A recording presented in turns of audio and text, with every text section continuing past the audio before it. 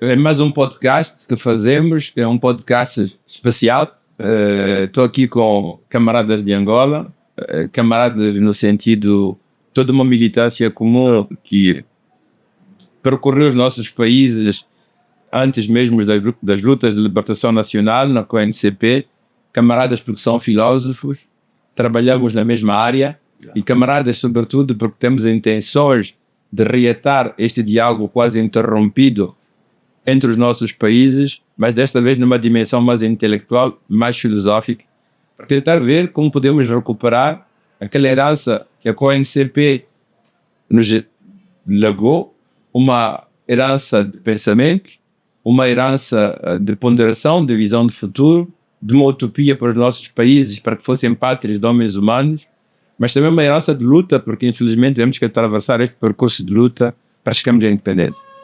Então eu não vou apresentar ninguém, eu vou deixar que cada um se apresente, até porque isso remete-nos já na área da conversa, que é o objetivo deste podcast. Por favor. Em primeiro lugar, gostaria de apresentar-me. Portanto, eu sou Feliciano Moreira Baixo, sou angolano, filósofo, decano da Faculdade de Humanidades, Universidade da Coutinho Neto. Em segundo lugar, gostaria de agradecer aqui o meu amigo, camarada Severino Nguenha, pela hospitalidade, pelo convite, pela amizade e relação afável que nós temos.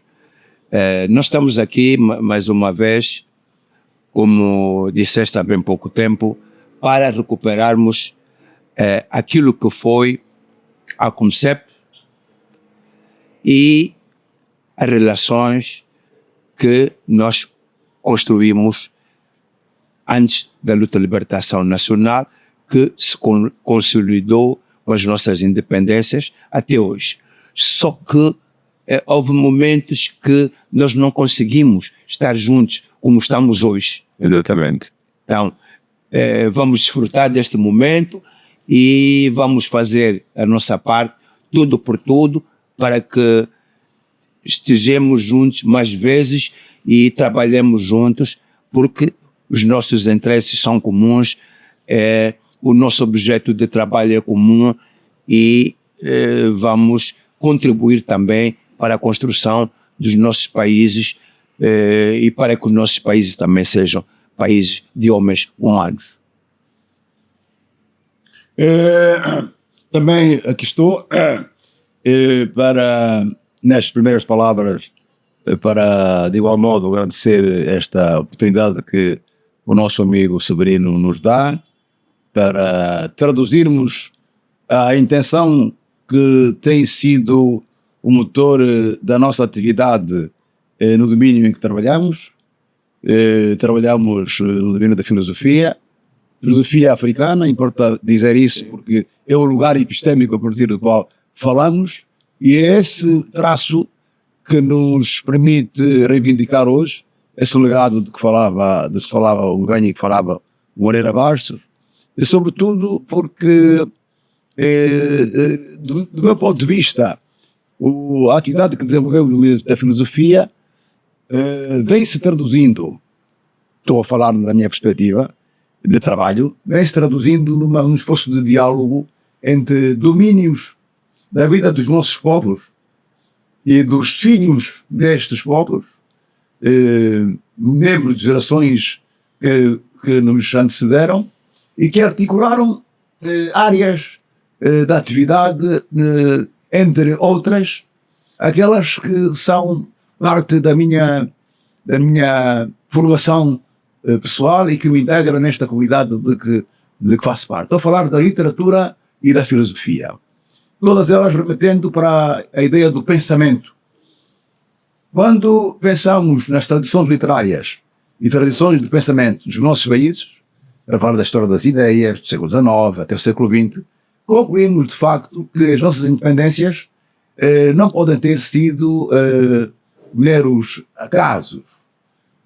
São resultado de uma resistência ao colonialismo, que se traduziu em experiência de comunidades de homens humanos, como estamos aqui a dizer, e que solicitam, convocam um diálogo intergeracional. Diálogo esse, como os meus amigos referiram, tem vindo a ser perturbado por algumas contingências do tempo e queremos preencher esses vazios, essas lacunas, com iniciativas como esta, que estamos hoje no Índico, hoje em Maputo, a fazer demonstração de que estamos em condições de transpor essas barreiras e permitir que gente da nossa geração, com as formações que têm, vivendo em duas regiões do continente, uma do Atlântico, estou aqui a falar de nós do Atlântico, incluindo o Filomeno,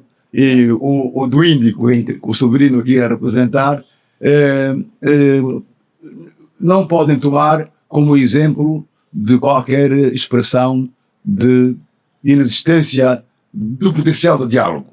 E, portanto, este exercício que fazemos hoje permite exatamente concluir que temos condições, com as experiências pessoais de cada um, com as vivências que cada um tem, e as comunidades também que representam têm, tem algo que os une, que é a experiência histórica de resistência, mas ao mesmo tempo de crenças no futuro melhor, esse futuro que todos nós queremos. O que quero acrescentar finalmente é apenas isto: o traço de quem vos fala é que é benguelense, angolano, como é o Moreira Bastos, que falou em instantes, e que tem essa formação interdisciplinar, e que a filosofia é um ponto de chegada e que articula formações que tem na área do direito, na área da literatura, e que vem estando também ao serviço das grandes causas do ensino, neste caso em Angola, e portanto aberto a esse diálogo que agora vamos iniciar para retomar um legado histórico importantíssimo. Nós estamos aqui, o Filomeno Lopes está um pouco longe, mas daqui a pouco vai juntar-se a nós para participar no evento de 50 anos da independência de Moçambique. E daqui a bocadinho vamos ter aqui em Angola para fazer o mesmo exercício.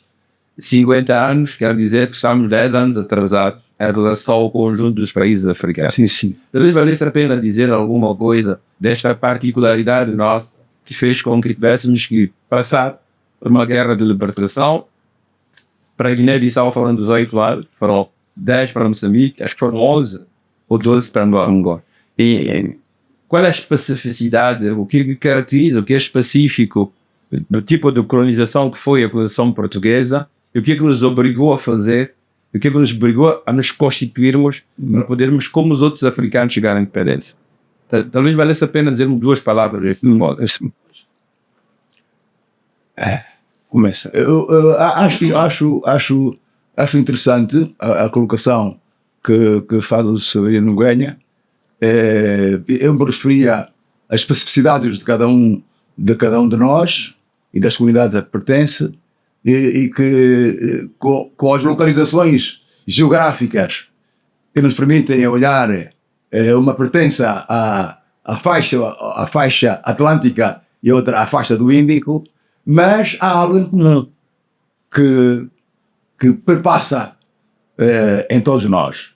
E, neste sentido, vale a pena trazer à conversa, de facto, o que caracteriza, por exemplo, as formas de resistência ao colonialismo em Angola, na Guiné e em Moçambique. Estamos a falar de 3 exemplos de países que, no conjunto dos 5 países de língua portuguesa, se revelaram como uma forma peculiar de se resistir ao colonialismo português, na medida em que são 3 formas em que a luta contra o colonialismo se legitimou através do recurso à violência, o recurso à luta armada, à guerra da libertação nacional, na conceptualização que se conhece. E aí vamos encontrar, em primeiro lugar, o caso de Angola, segue-se a Guiné-Bissau e depois Moçambique. 3 guerras de libertação nacional, 3 experiências de resistência ao colonialismo português e 3 formas de traduzir o modo como o direito internacional público, no que diz respeito às obrigações dos Estados que foram potências coloniais, tinham de descolonizar esses territórios. E é interessante que nesse exercício que temos vindo a fazer, essas conversas que temos vindo a fazer, facilmente percebemos que o caso de Angola, quando chega ao Conselho de Segurança, à Assembleia Geral das Nações Unidas, vai constituir-se como um momento doutrinário que, a seguir, com o desencadeamento da luta armada também na Guiné-Bissau, e depois comportando-se com Moçambique, dá uma especificidade muito importante para se compreender o modo como o pensamento e a ação da luta de libertação nacional tem suporte no direito internacional público. É muito interessante. E aí eu acho que uma das coisas que vamos fazer é revisitar os arquivos da CONCEP, porque existem. Temos, por exemplo, em Angola o arquivo de uma figura que pertenceu a esta organização, que foi precedida em Lisboa com atividades dos jovens estudantes dos nossos países, que é o Lúcio Lara, e onde encontramos documentação, fontes documentais das resoluções do CONCEP e de outras iniciativas que permitem, de facto, ver que os nossos 3 países, dentro dos 5, que protagonizaram a luta de libertação nacional, deram um contributo para a produção das normas que vieram mais tarde a ser úteis para a elaboração do direito internacional público. Temos que dizer isto. Esta é uma lacuna que temos que preencher na medida em que, como não fazemos isso, ninguém por nós vai fazer. Quer dizer, olhar para o tipo de resistência histórica que, tendo contribuído para a melhor compreensão do fenômeno da colonização e da descolonização, não encontra no mundo académico, por exemplo, disponibilidade para se perceber isso com a pertinência que nós conferimos. Ao pretendermos fazer essa recuperação do legado, estou convencido que iremos chegar à conclusão de que os nossos países, nesse balanço dos 50 anos, deram um contributo relevante, de grande qualidade para a produção do direito internacional público. E essa é uma reivindicação, e eu desafio, vou lançar aqui aos meus amigos, para que lancemos mãos para falarmos da filosofia do direito internacional, da filosofia da história, da ética da guerra, porque a guerra de libertação nacional, onde muitos filhos de Angola, da Guiné e de Moçambique deram a vida e perderam a vida, não podem ter sido gestas que não se revelem como um contributo para a humanidade, até para a melhoria do direito que depois deve ser útil para a luta de outros povos. Portanto, acho que na nossa condição de homens que se dedicam a este domínio da filosofia, temos aqui uma grande oportunidade para segurar o legado e fazer demonstrações que somos homens humanos que deram um contributo para este edifício que é hoje o nosso mundo e a humanidade. Sim. Eu queria só dar uma, como eu chamo sempre, uma pincelada. As condições no terreno foram tão difíceis, conforme eu disse ontem, a pontos de que a resistência teve que se passar à ação. De que sentido? Através da música, do Angola Ritmos. Os filmes acompanhou tudo isso, né? Do Angola Ritmos e outros elementos culturais. Houve reivindicação. Só que chegou-se a um determinado ponto que os angolanos, estou a falar do caso de Angola, depois gostaria de saber como é que foi em Moçambique e como é que foi na Guiné. Estou a falar antes da guerra, da luta armada. Ontem, por acaso, gostei muito, o Filomeno falou disso, não é? O conceito, antes como é que foi simplesmente o termo que nós usamos foi da resistência, e houve essa resistência de facto, foi uma resistência política, foi uma resistência cultural, e só depois é que nós passamos a luta armada. Angola foi assim. Antes do 4 de fevereiro de 61, houve uma resistência, porque havia movimentos políticos clandestinos nos bairros, nos museques. Mas como Salazar não viu ao apelo desses movimentos de resistência, então esses grupos clandestinos foram obrigados a passar o ataque com katanas, com pedras, com paus. Só que o colono foi muito violento, mas muito violento, a ponto que a PIDE começou a partir deste momento, que o ataque às cadeias não foi um sucesso total. Conseguiu-se, de facto, com que alguns presos fugissem, com que nós psicologicamente conseguimos desequilibrar um bocadinho o colono, mas depois as consequências foram brutais para os angolanos, a ponto de que o meu pai foi preso. O meu pai esteve preso, sorte dele é que o elemento da PIDE que prendeu o meu pai depois reconheceu, deixa o filhote, não tem nada a ver com isso e tal. Para vocês verem o impacto que isto criou. Portanto, penso que na senda para concluir aquilo que o Kandjimbo disse, nós académicos temos de recuperar todos esses elementos, todos esses dados, em nossa posse, fazermos estudos para que também a consciência histórica que está em crise, ela seja recuperada. Não sei se estou a fazer entender. Não é? Portanto, fico por aqui, é melhor para não repetir o que o Kandjimbo já disse. Eu estava a pensar que há de vez em quando mal entendido. Há aqueles que pensam que nós fomos militaristas, que utilizamos a luta armada para chegarmos em paz. O que o conceito nos mostra, o que a presença de estudantes africanos dos nossos países mostra em Lisboa, chamado esse caso de Império, os centros africanos, é que antes da Guerra de Libertação Nacional produziu-se um ideal, produziram-se valores.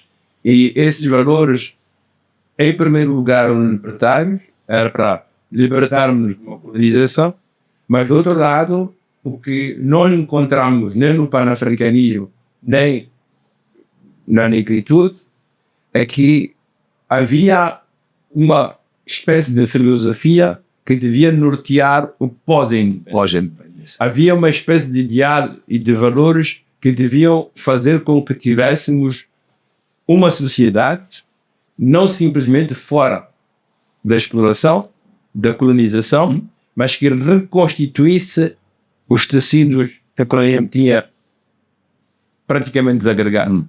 E talvez valesse a pena dizer que há aqui uma especificidade nossa em termos de produção de valores, em termos de ideais de luta, que são um pouco distintos do que vimos na negritude para o africanismo. Uma segunda coisa que é extremamente importante, e o Filomeno gosta muito de referir, é que o panafricanismo foi um ideal feito e produzido por intelectuais. A negritude são os damais, César Senghor, e ficou muitas vezes nas universidades. Saiu do Quartier Latin em Paris e ficou em Dakar nas grandes universidades. As lutas feitas pelos nossos povos, é verdade que foram pensadas em primeiro lugar na forma como elas se realizaram, também por elites. Mas a luta de libertação nacional, as lutas de libertação nacional, fizeram que houvesse um pacto, uma harmonia, trazer a luta para as pessoas. Então, estas mudanças, estas revoluções, não eram revoluções de elites, mas tornaram-se movimentos verdadeiramente populares. Talvez isso distinga o percurso nosso do percurso dos nossos irmãos francófonos ligados à negritude e dos anglófonos ligados ao panafricanismo. Eu estou plenamente de acordo com a ideia. E tenho estado também em conversas com alguns amigos, sobretudo portugueses, brasileiros, que quando falam, por exemplo, dessa geração de antigos estudantes que estiveram em Lisboa e depois tiveram que emigrar para os países da Europa, dizendo que eles reproduziram um modelo que vinha de Paris, que era um modelo que se traduzia na formulação da negritude. Diziam que era a negritude em língua portuguesa. Eu digo, não pode ser categorizado desta maneira, porque a experiência histórica dessa geração não tem nada a ver com a experiência histórica dos concidadãos nossos que tiveram experiência da colonização francesa ou inglesa. De tal maneira que o traço distintivo está aqui. Como explicar que esses mesmos jovens que passaram por Lisboa, fizeram as suas formações e depois emigraram para outra Europa, se viram obrigados, perante o apelo que não teve respostas sobre uma colonização benigna, e tivessem optado em dizer que temos que agir em legítima defesa, de fazer a apologia do recurso à guerra. Sim. Por que razão é que isso terá acontecido? Porque não houve processos semelhantes nos países de língua inglesa e nos países de língua francesa. O que significa dizer que a crueldade do colonialismo português foi tal que as elites que foram emergindo acabaram por claramente manifestar a sua disponibilidade de apropriar-se do pensamento das camadas mais largas das populações, dos camponeses. Basta ver, por exemplo, falando em especificidade, o modo como a guerra de libertação em Angola inicia com o levantamento de camponeses. Camponeses em Malásia em fevereiro. Em janeiro, primeiro em Malásia, na Baixa de Casais, contra o 4 de janeiro, contra uma grande empresa que operava em Angola na área da exploração do algodão, da Cotonang, para depois, um mês depois, em fevereiro, desencadear-se um levantamento que ataca os centros de poder, a polícia, as prisões, a administração, em Luanda. Portanto, isso significa que devemos fazer um esforço de compreender onde estavam as ideias que comandaram a ação e onde estavam os homens que, no terreno, acabaram por traduzir a necessidade de levar a cabo a ação. É interessante depois ver os indivíduos que são, como dizia Moreira Bastos, a crueldade seguiu-se, com prisões, detenções, etc. E víamos presos, detidos, meros operários e camponeses, e alguns funcionários públicos e alguns intelectuais, escritores. Fundamentalmente enfermeiros. Exatamente. O que significa dizer que, de facto, não se podia tomar um modelo de descolonização que pode ter ocorrido no espaço de língua francesa, decorrente do modo como se pensou a autodeterminação em países que foram colônias da França, excetuando a Argélia, e outros modelos do espaço da língua inglesa, com aquele que veio a emergir nos nossos países. Eu estou até a pensar que a questão da revolta de populações por exploração das empresas, nas empresas de manufaturas, da economia, agrárias, etc., é quase uma coisa comum em todo o continente. É isso. Se for um levantamento maciço em todo. As respostas também foram mais ou menos comuns, que foram mortes, quer dizer, Madagascar é um exemplo disso, como os franceses fizeram nos Camarões, mas temos exemplos no Congo, os maimais, como sofreram quer dizer, há digamos assim, um procedimento comum dos colonialismos que levaram praticamente a responder à legítima demanda de independência, de liberdade e de justiça da parte das populações com armas. Porém, ontem na conferência estamos a ter, Luís Bernardo Luana invocou Macmillan com a questão dos doenças.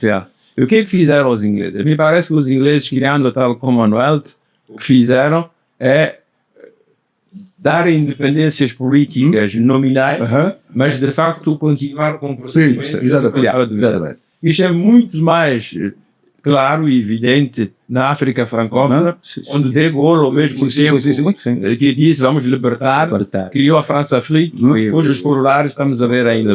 A Lua Cadre também, não é? Sim. Lembramos muito bem de E quer dizer, Portugal era a colônia mais pequena, o colonizador mais pequeno, mais incapaz, mais pobre, com menos formação e com menos inteligência política para procurar o mesmo direito. Isso fez com que eles respondessem não simplesmente com a violência, mas tivessem sido incapazes de criar um sistema neocolonial. Isso é benéfico para nós, que tivemos que buscar uma libertação total e completa, de um lado, mas, por outro lado, tivemos que fazer os sacrifícios que comportaram muita morte. Mas este processo que levou-nos à luta, e, apesar dos muitos mortos que construiu, que criou, enfim, aproximou as populações, aproximou sobretudo populações e elites. E criou uma especificidade. Desde que a nossa luta não fosse feita simplesmente para o indivíduo, mas que trouxesse as populações. Era disto, eu acho que parece, isto é o traço comum. Agora tem um problema. Eu ontem estava a conversar com... Lembra-se, Filomeno? Estávamos a falar... essa cadeira para aqui. Ontem eu estava a conversar com o Filomeno, muito interessante a coisa. É o seguinte, hoje, nas condições atuais, os nossos vizinhos francófonos e anglófonos olham para nós, depois o Filomeno vai desenvolver isso, nossa conversa, olham para nós e perguntam-lhes, então vocês ontem foram um exemplo das lutas emancipadoras, das lutas libertárias que conduziram às independências. Hoje vocês aliaram as armas. Não, eu penso o seguinte.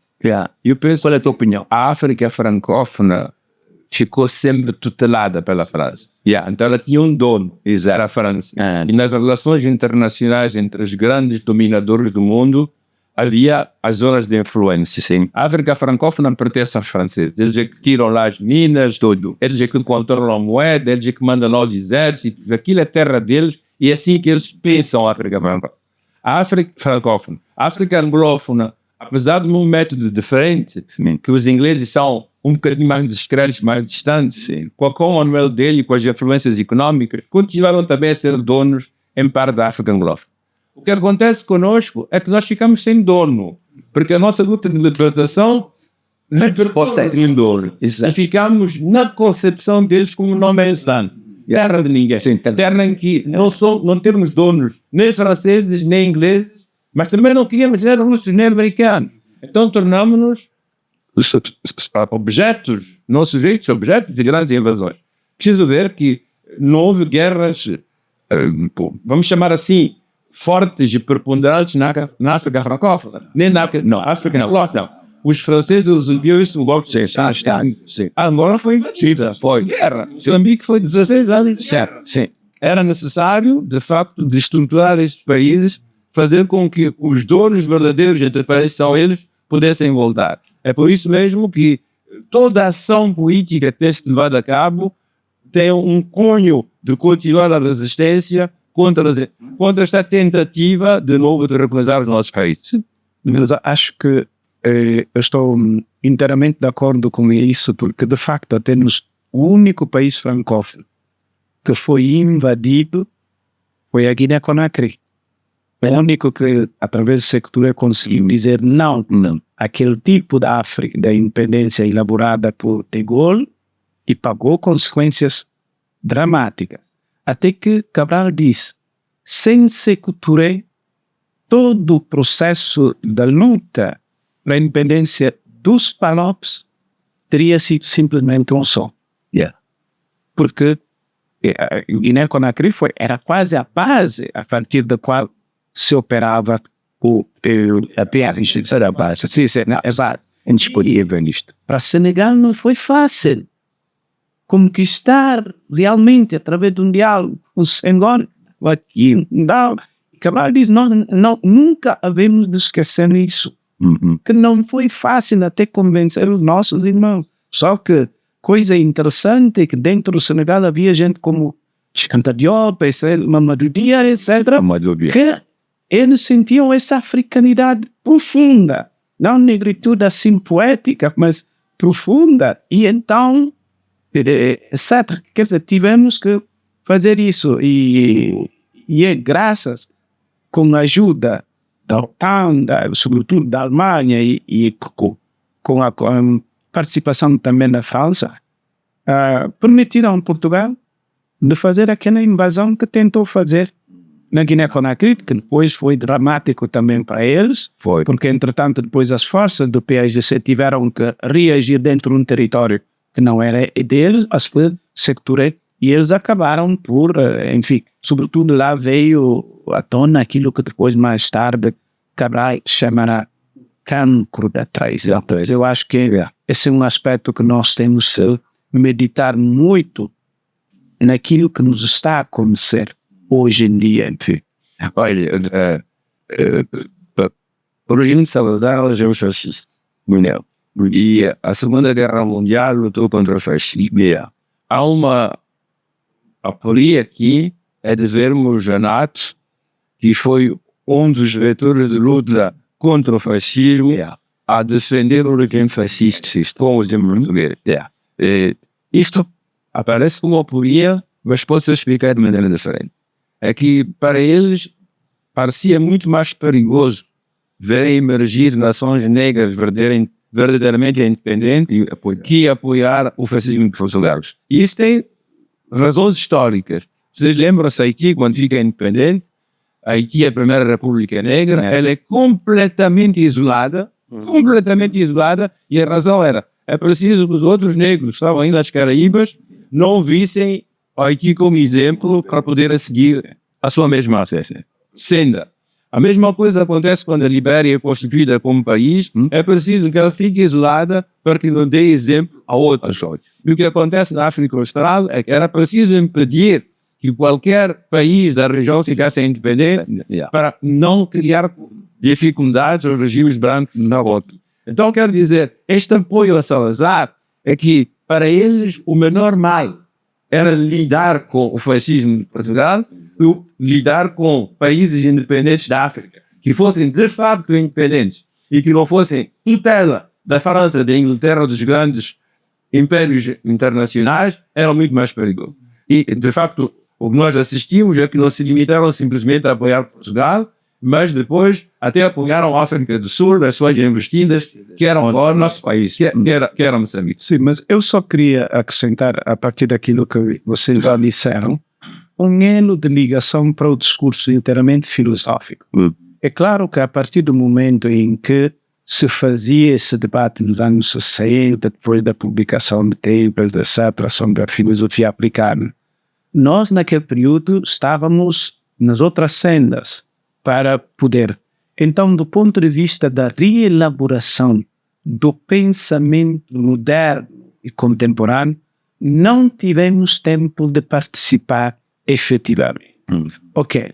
Porém, não quer dizer que os da casa, não, os líderes, não estivessem a par do que estava acontecendo. Tanto que, de facto, eles, através desse discurso panafricanismo e negritude, eles descobriram que tinham que realmente proceder a si mesmo a um processo de reafricanização dos seus espíritos, para não ficar uma elite, não, tão lá, etc., mas aproximar-se do povo, quer dizer, conhecer um pouco do próprio povo, porque realmente, vamos dizer, na verdade, como as nossas, a cultura tinha sido transformada, entretanto, num folclore, a cultura do povo, e a língua, num dialeto, etc., e as espiritualidades, religiosidades, em outro tipo de coisa, nós, para ser alguém, era aquilo que Portugal tinha,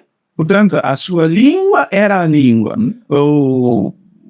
a tua língua, a língua dos teus avós, isso não é língua. Todos nós crescemos assim. Então eles perceberam que, e eu acho que é por causa mesmo da evolução também dos limites do panafricanismo e da leitura, que eles já tinham quando falam dessa necessidade para si de reafricanização do seu espírito. Eu acho que Isso é já porque eles estavam a pensar que era preciso voltar ao campo. Quer dizer, a luta tinha que ser feita lá. E tinha que ser feita por quê? Não eles eram 3, 4 pessoas, mas tinham que orientar um povo, dali a expressão capacitação do nosso povo. Tanto que Cabral dirá, nós em Angola, Guiné-Bissau, Cabo Verde, etc., Moçambique, quando iniciamos no início, as pessoas, o povo não tinha nada a dar praticamente à luta, mas deu-se a luta. Portanto, cabia nós, não, organizar de certa forma, mas sempre ouvindo o lado do povo para poder. Então, nesse aspecto, já do ponto de vista histórico, acho que, por exemplo, quem esteve efetivamente envolvido em todo esse debate, formação do pensamento novo, é Andrade, Pinto de Andrade, porque ele era presidente da presença africana, onde tudo isso decorria.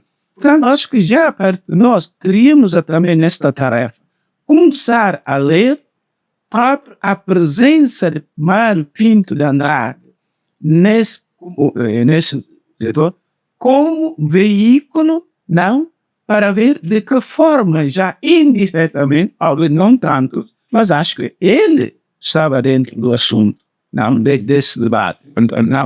Não há dúvida nenhuma que a figura de Mário Pinto de Andrade é importante um pouco para desmistificar a ideia do lado de que nós ignorávamos tudo o que se conhecia. Sim. Nas lutas pan-africanas, Eduardo Mondlane esteve nos anos 60, dos Estados Unidos, no momento das grandes manifestações, da revolta e do conscientismo. E eu sei que ele esteve em contato com figuras como Dubois. Sim. A gente sabe de Pinto de Andrade, que esteve ligado ao Mamadou Dia, mas esteve ligado também aos senhores Cesares em Paris. Porém, isso ainda dá mais força à ideia de que não foi por ignorância dos processos de outros, sim. Foi pela especificidade da nossa situação. Isso que devemos fazer um bocadinho.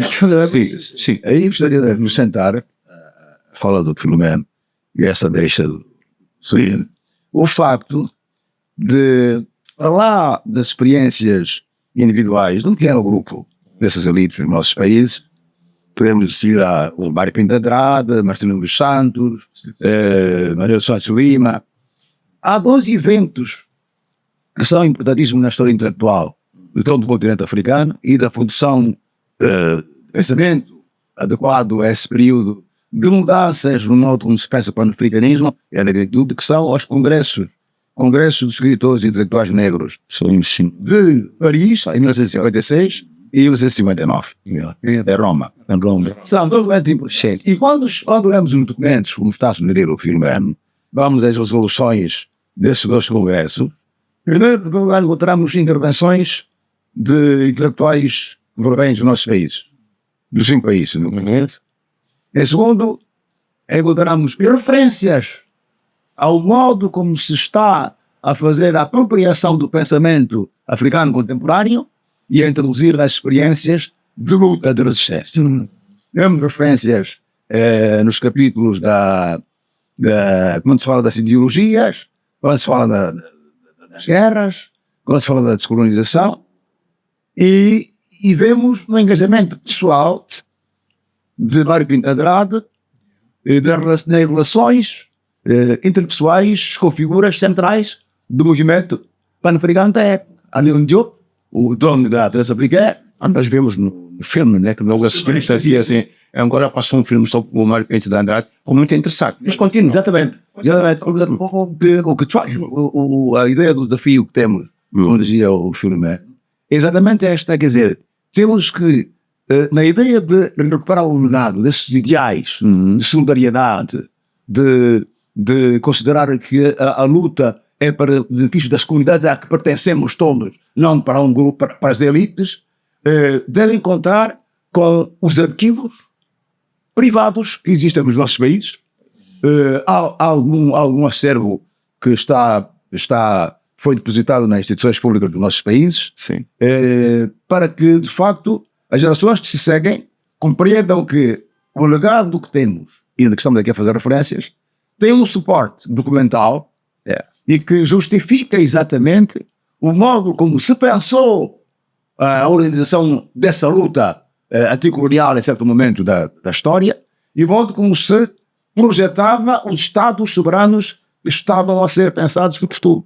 E até o modo como se fez a descolonização, não só no continente, mas sobretudo na forma peculiar como Portugal, com essa história que conhecemos todos, de uma potência a mais fraca da NATO, e que foi incapaz de garantir uma transição, uma descolonização que garantisse, de facto, as obrigações que Portugal tinha no âmbito das Nações Unidas. Por outro lado, ia terminar só para dizer o que o William dizia há pouco. O que permite fazer com que os nossos amigos do espaço de língua, amigos e concidadãos do espaço de língua inglesa e língua francesa, não cedam à tentação de confundir os processos históricos que lhe ocorreram, podendo ser semelhantes, não são iguais. Sim. Está num modo como verificamos o que sucedeu após as independências. Voltamos a mergulhar nos países em guerras. No âmbito da Guerra Fria. Exato. A Guerra Fria foi exatamente para tomar a década do Brasil. A Guerra Fria foi uma prova de que o mal menor, que era o comunismo português, continuou a manter-se, era o mal menor apoiar o regime do apartheid e em detrimento dos interesses das comunidades que suportaram o surgimento dos Estados das antigas colónias portuguesas. Há uma questão que eu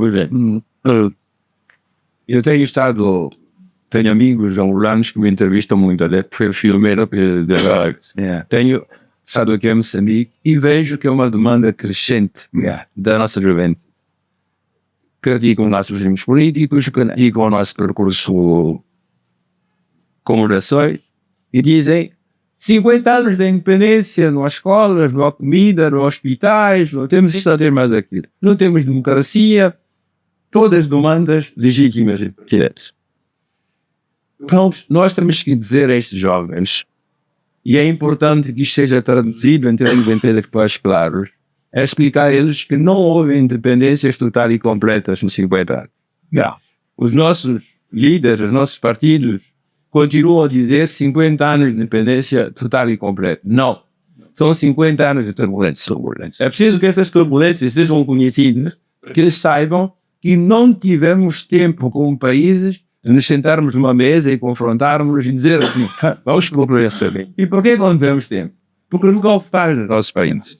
Nunca tivemos paz nos nossos países. Depois da guerra, tivemos que levar já para a independência, as inferências, as ingerências, as provocações foram constantes. Se nós fizermos uma subtração dos 50 anos de independência aos anos que estivemos em confrontações e em guerra, em que as economias tiveram que ser economias de guerra e não de desenvolvimento, nos fica muito pouco. E penso que este aspecto é preciso que digamos aos jovens, até para que eles mudem de narrativa, mudem de perspectiva e vejam que muitas vezes aqueles que lhes apoiam as atividades que se levam a cabo são os mesmos que continuam-se a proteger os nossos direitos. Sabe que, meus camaradas, não houve, eu disse isso ontem na entrevista, não houve e não há vontade política dos nossos líderes em começarem a dizer a verdade à juventude.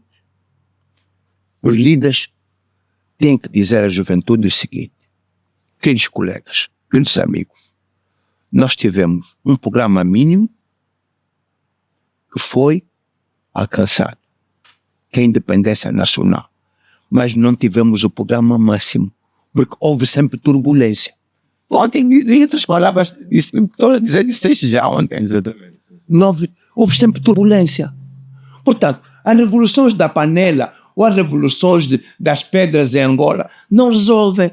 Mas isso tem que ser dito pelos nossos líderes, pela liderança política. Talvez nós, acadêmicos, devemos fazer talvez estudos de como é que nós, estudos da análise sobre a psicologia nacional dos jovens e a própria consciência, né? O problema do design, que eu ontem falei, não é da consciência. Como é que nós podemos, pouco a pouco, fazer com que eles sejam esclarecidos no sentido de perceberem que o país não está mal de todo. Ainda há possibilidades de nós melhorarmos as coisas. Mas eu penso que a linguagem ainda é certa. Eu estava a ver uma entrevista de um médico moçambicano de origem goelha, foi ministro, e dizia assim, nós tínhamos, só dar o exemplo de Moçambique, Angola, com proporções. Em 75 tínhamos 93% da analfabetismo, hoje 39%.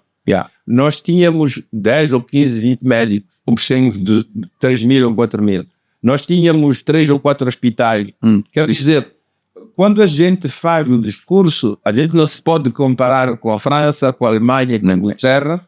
Temos que fazer a comparação com a situação em que estávamos. Temos que pensar todo o esforço que foi feito de uma maneira contínua e sistemática para que se chegasse a esse objetivo.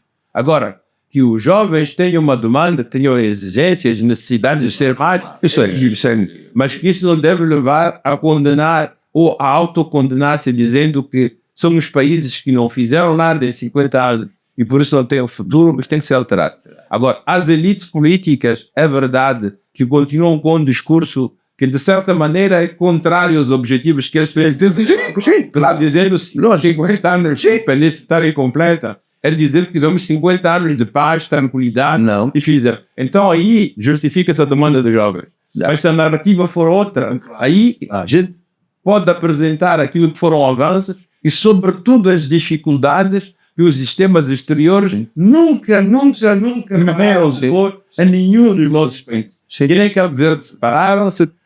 Todas as turbulências que o país conheceu durante estes anos e que encontram talvez um ponto mais alto nas asneiras que nós vemos no momento presente. Não há um país nosso que teve tempo de se auto-pensar, de se ajustar, de implementar um programa de maneira livre. Eu penso que isto é um trabalho académico, mas ao mesmo tempo é um trabalho político. De maneira como nós anunciamos ou uma certa historiografia tem que ser completamente revista. Mas eu acho que as lideranças têm que ser verdadeiras.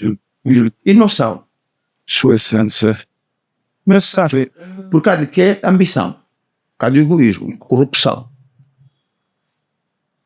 Isso custa dizer, mas esta é a minha opinião. Eu falo muito isto em Angola. Porque em Angola foi demais. A corrupção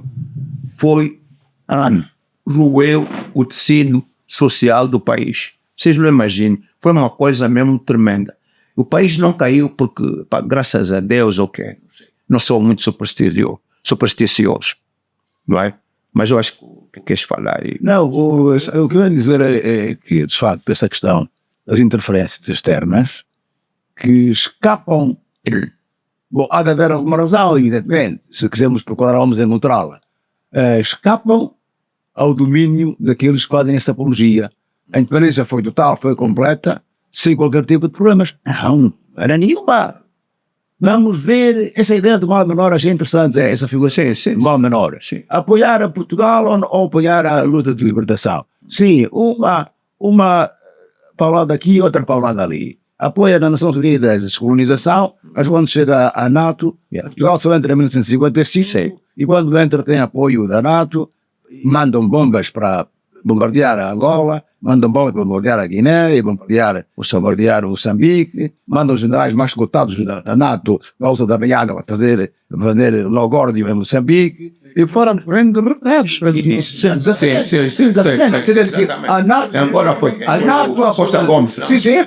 Agora foi a Costa Gomes. A NATO apoiando, mesmo assim, são derrotados. E acrescentar, isto é muito importante.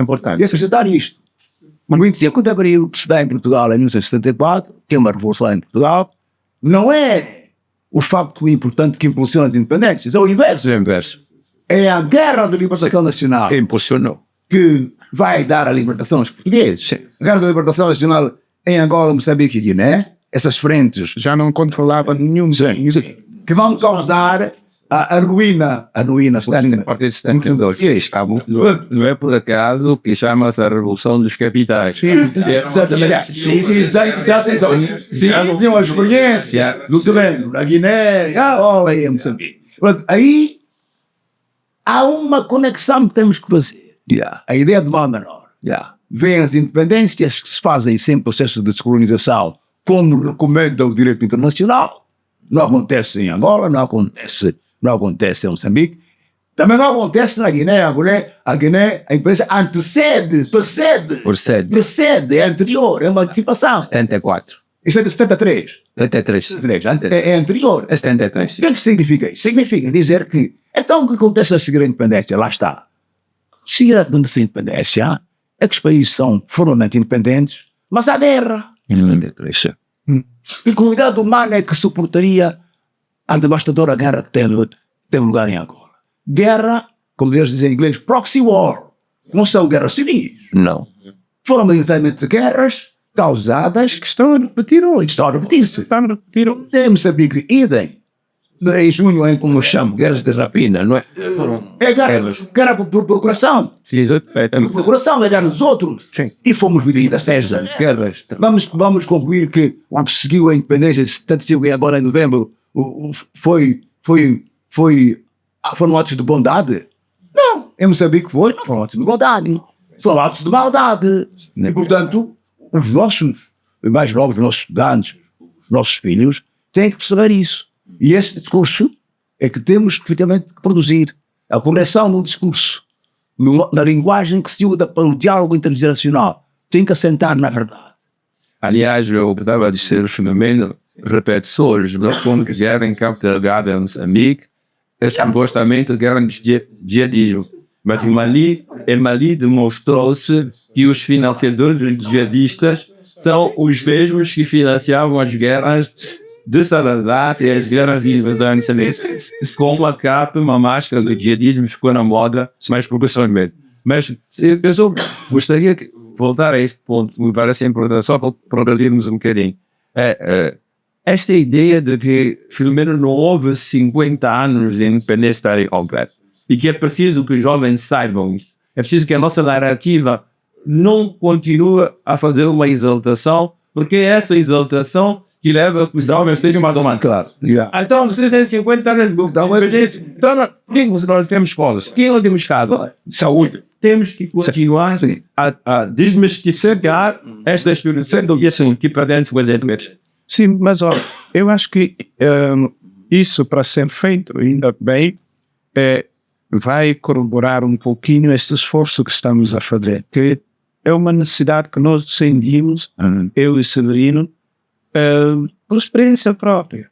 Porque eu comecei na Guiné, não sabia nada da África. Não.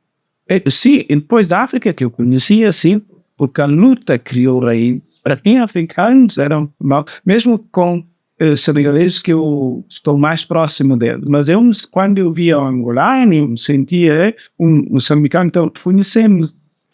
Depois, a nossa, digamos assim, frequência com outros africanos do mundo, assim, sua visão francófona e anglófona, etc., viemos a conhecimento desse debate sobre a questão da filosofia africana, etc., etc. Mas tudo o que fizemos até hoje é por curiosidade pessoal. Nunca ninguém nos... E depois ele veio para aqui para intentar um curso sobre isso. Significa um país que lutou para ter o direito de autodeterminação como africanos. O que está escrito nessa coisa da CNCP. Nós, Angola, Cabo Verde, Guiné-Bissau, São Tomé e Príncipe, Moçambique, fomos os primeiros na história da África que se uniram para fazer uma luta. E nos unimos não porque tínhamos uma língua comum, que é portuguesa, mas porque somos povos africanos. Não, irmãos africanos, dominados pelo mesmo opressor. Então, nesse caso, depois, a língua. Então, mas depois dizem, as nossas lutas são um abraçar e um avançar das grandes lutas do continente, a começar da época da escravatura. Até Cabral diz, quando nós pensamos na escravatura, nós devemos sentir-nos mal, não? Por causa do tanto mal que nos foi feito. Mas também devemos sentir-nos mal porque houve irmãos que colaboraram nisso. E depois, a partir disso também, houve a colonização. Se nós não abraçarmos o sofrimento da época da escravatura afro-brasileira, não podemos perceber o que é a colonização. Não? Mas, portanto, e eles dizem, claro, nós não somos os primeiros a reagir no mundo, mas somos os primeiros a se organizar em forma militar. Quer dizer, eram gente que nem sequer ainda éramos Estados, mas são povos que fazem uma federação. Aquilo, como disse o Severino, que agora no Sahel se está a fazer, que é fruto da história que nós fizemos lá em 60, etc. Então, isso mostra que, de facto, houve um legado. O legado para o africanismo, um legado de que eles casaram isso. Mas também, como a própria luta de libertação, eles diziam, antes de ser luta contra os portugueses, era uma luta da verdade contra a mentira. Então, isso significa que devemos conhecer bem o que estamos a fazer. E, nesse caso, a luta, a primeira razão, é porque nós somos homens. E como os homens, não gostamos de sofrimento. E qualquer alguém que nos sujeita a isso, nós iríamos reagir. Mas todo o processo da luta é por um processo, não? Esse processo é para abrir caminhos para que angolanos, guineenses, cabo-verdianos, moçambicanos, sançonenses redescubram, se reapropriem da sua humanidade e elevem as perspectivas melhores. É por isso que os dois coronários eram saúde e capacitação. Então, só que o que aconteceu conosco, eu e ele, nunca ninguém nos falou disso. Eu pensava que a luta, o processo da luta de libertação, fosse só luta armada. E depois viemos a descobrir que isso não. Mas, de facto, eles iniciaram todo espaço epistemológico, não? Porque era preciso aprender a pensar. Daí, a arma da teoria para ganhar, a sagrada esperança para o experimento e lutar por nossa salvação. São quadros abraçam o que foi feito, mas olham para os nossos territórios e realidades de uma forma tão diferente, mas tão elevado, que através da CNCP se torna da uma dimensão da comunicação. Que os portugueses até foram incapazes de realizar. Quem podia pensar que eu lá na Guiné-Bissau, no meio do céu, eles conseguiam fazer a agregação com a gente que está aqui no Índico e não outros Atlântico, né? Sul. Aquilo que a própria União Africana hoje não consegue fazer, eles conseguiram de forma sistemática todos estes temas. Portanto, temos para dizer, uma riqueza extraordinariamente do ponto de vista epistemológico, histórico e patrimônio. Mas como nós não participamos nisso, então a história do pensamento africano continua a ser francófono e anglófono. Não? Quando eu encontro esses amigos do Benin, etc., de toda a zona do Sahel, dizem, sim, conhecem assim Cabral, Occidente, mas precisam de elementos substância teórica. Então, daí eu acho que se nós fizermos isso, teremos ocasião para corrigir aos jovens, dizendo a verdade, aquilo que eu disse ontem, o momento de, entre aspas, comemorar a independência, é recordar e fazer a pergunta por que Samora Machel disse não vamos esquecer o tempo que passou. Qual foi esse tempo?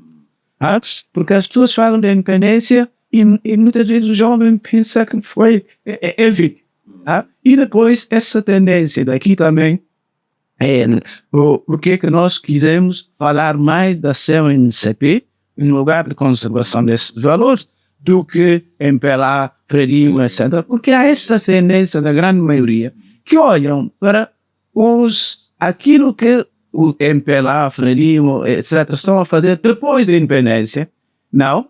E se fecham. Então querem ouvir falar da Revolução Francesa, da não sei o que, que fosse a distribuição de resultados e coisas do gênero. Não querem saber mais nada. Digo isso porque a primeira coisa também que nós temos que fazer é questionar o estatuto epistemológico das nossas da educação, do processo da educação no nosso país. Não é possível que aquilo que me diz respeito eu venha fazer isso como um curso opcional. Tá? E as escolas de piloto, etc., que havia naquele período, era para começar a ensinar, mesmo que fosse o mais banal possível, mas faz parte da nossa história. É ali que o jovem tem que saber que a independência não caiu dos céus, não? E é preciso, enfim, houve essa fase, todas as vezes que nós queremos criticar a postura das elites, digamos assim, políticas hoje, temos que ir às fontes e dizer, olha, você está a violar isso. E por quê? Porque muita gente morreu para isso. Onde é que está? Agora, nós ficamos naquela coisa, partido, etc. Mas onde é que está Moçambique?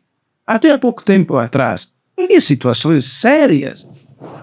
Cada um de nós tem seus amiguinhos. Tem de dentro e de fora. O único, porém, que a luta de libertação nos diz que não tem amigos é Moçambique, é Angola, é Guiné-Bissau, etc. Você tem amigos, teus amigos. Eu tenho meus amigos. Mas Moçambique, Angola, só tem amigos do meu. Quer dizer, daquilo que Angola tem e daquilo que... Então, são os mesmos, como dizia ele. Então, criar essa consciência, eu acho que significa também recolher esse dado para fazer conhecer o jovem o que se passou realmente. Eu acho que essa pergunta do Samora Machel temos a obrigação de responder. Por que ele disse que não vai esquecer o tempo que passou? Agora a outra reunião que eles esperam, senhor, que já é uma hora, eles estão assim atrasados a tempo. Eu só queria dizer obrigado por este encontro. Sim, nós encontramos assim, aproveitamos a ocasião da celebração de 50 anos em Moçambique e tomamos o empenho, a tarefa, a responsabilidade de reunirmos juntos a partir do substrato que é o NCP, reencontrarmos em termos de direção e de trabalho. E com muitos objetivos. O primeiro objetivo é que nós tenhamos consciência que temos uma herança histórico-filosófica importante e temos que nos basear nele nas nossas investigações e nas nossas transmissões pedagógicas. Que não é nem o panafricanismo, nem a negritude, não é contra isso, mas é a afirmação do manancial teórico, temos que nos apropriar desse. Em segundo lugar, nós temos que começar a pensar nos nossos processos de ensino. Elas têm que se basear numa história construída por nós próprios e simplesmente, em termos, digamos assim, de complementaridade, olhar o que aconteceu em outros contextos, em outros espaços culturais. Terceiro, me parece urgente que a gente refaça a historiografia dos 50 anos e não foram de triunfalismo e que foram de sofrimento e continuam a ser. E que isto é importante para a juventude atual, até nas suas demandas, para que eles continuem a demandar, continuem a exigir, mas continuem a recordar com Fanon que cada geração tem a sua responsabilidade. Talvez a geração precedente e atual não tenha feito tudo o que pode fazer, mas isso não justifica o não empenho da geração atual. Eu queria uma coisa que bastava dizer, falou da corrupção. Eu não vou falar da corrupção. Eu vou dizer que a traição dos ideais pelas quais as revoluções se dão. É dizer, perdeu-se muito a ideia do comum, da comunidade, dos países e dos povos a favor de coisas individuais. Isso é aquilo que ela chamou a traição, ou a grande traição. Sim, campo da atenção. Então, Sim, é mesmo isso. uma das coisas que eu gostaria de dizer para terminar é que os 50 anos da independência não deviam ser de festejo, ou simplesmente isso, mas de rememoração. Fazer memória significa retomar a luta lá onde ela começou e tentarmos ver como é que nos temos conduzido para que o objetivo nunca se perca e que as ações que realizamos sejam em consonância com os objetivos. Nós somos parte do problema que temos que combater. E somos parte do problema a partir do momento que os nossos interesses individuais ou de grupo acabaram ficando mais importantes que os objetivos da luta que foi levada a cabo, não simplesmente por angolanos, guineenses, moçambicanos, não simplesmente para o ONCP, mas de toda a África, de todo o mundo negro, depois de todo o processo de escravatura que conhecemos, tendo em conta que o Kajimbo dizia ontem, que eles nunca se emanciparam de seus complexos de superioridade e da sua vontade de continuar a dominar e a predominar entre nós. Só um grande elan de unidade, de resistência e de clareza nos objetivos pode fazer com que continuemos para frente. Olha, obrigado por esta conversa. Vamos continuar a conversar entre nós em setembro em Angola. E muito obrigado pela essa presença, senhor. Obrigado a nós, já. Obrigado.